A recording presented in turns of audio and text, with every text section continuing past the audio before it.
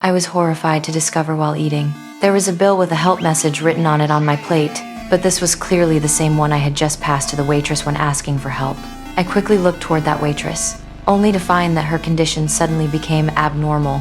She had barely taken 2 steps after standing up before collapsing to the ground, dead from poisoning. I was completely terrified by this scene. I never imagined that just coming out for a date would get me caught up in such a terrifying conspiracy. Just a few hours earlier, I was on my first date with Henry, my online boyfriend of 3 months, but we had barely sat down when I received an airdrop image with text saying open it or face the consequences. At first, I thought it was just a typical prank. I didn't pay much attention to it, but then I kept receiving several more airdrop messages, and whoever it was actually knew my name. This started to make me a little scared. I looked around in confusion. Airdrop only works within 50 feet. To ease my nervous feelings, Henry personally went around checking the restaurant, but after looking everywhere, he didn't find any suspicious people, unless whoever it was hiding in the kitchen sending messages. While I was analyzing this, the waiter came over, but just as he was introducing the menu items, I received another message telling me to check my home security cameras. Soon I saw on one of the cameras a killer brazenly waving at me while holding a gun. This scene instantly made me panic. Henry saw my nervous expression and quickly asked what was wrong. Just as I was about to tell him what was happening, I received another message warning me not to say anything.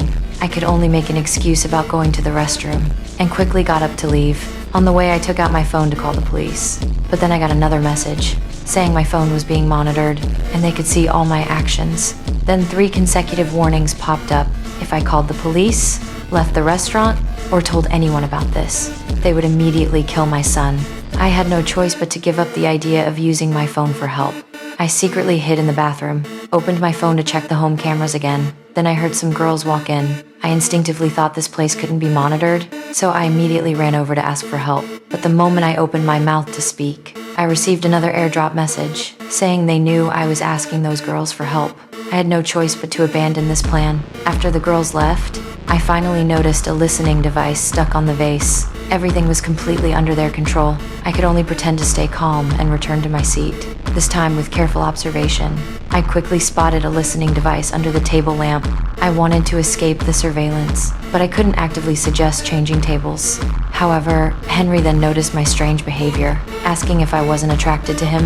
After hearing this, I instantly thought of a plan. I lied and said I was a bit afraid of heights, so I couldn't concentrate. After hearing this, Henry quickly called the waiter to request changing tables. But this move was immediately stopped by the mysterious person, who threatened that if I changed tables, my son would die immediately.